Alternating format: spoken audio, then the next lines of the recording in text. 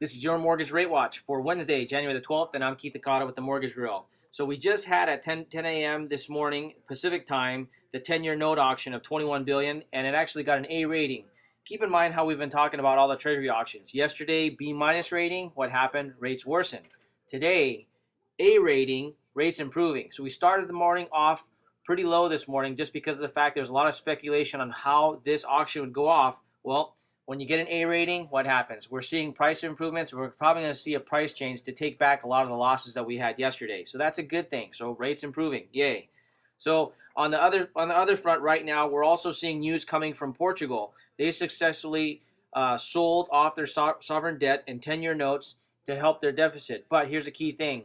With the euro, there's still a lot going on with all the countries involved on where they really stand financially. It is being speculated heavily right now that they are still in the very beginning stages of coming out with where they actually stand financially and what's still going to need to be done from support from a lot of the different countries around them, including the IMF, the United States, China, even Japan.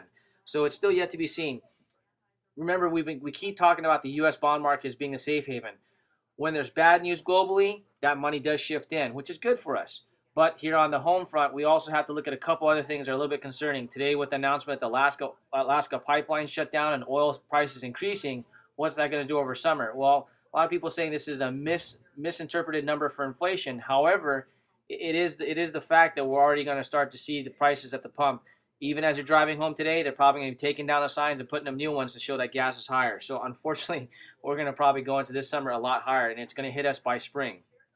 But overall, for homeowners out there, we just want to make sure to make this education very clear. The Treasury auctions have a ton to do with how interest rates are going to react right now. If you're on the purchase side, you're thinking about refinancing, you're waiting for the right timing, this is something that you have to closely follow. If you don't want to follow it, it's great for you to use the Mortgage Bureau as a resource. We're definitely here for all homeowners out there and just for the homeownership market. So we want to continue to support that. If you enjoyed today's comment, please leave the comments below. Otherwise, make sure to follow us on our Facebook fan page as we're getting to load a great piece on how the new Fannie and Freddie changes impact the way that pricing works, the way that you're going to see interest rate, the way that quotes work. And it unfortunately costs a lot more to buy a home and refinance. Well, we'll talk to you soon.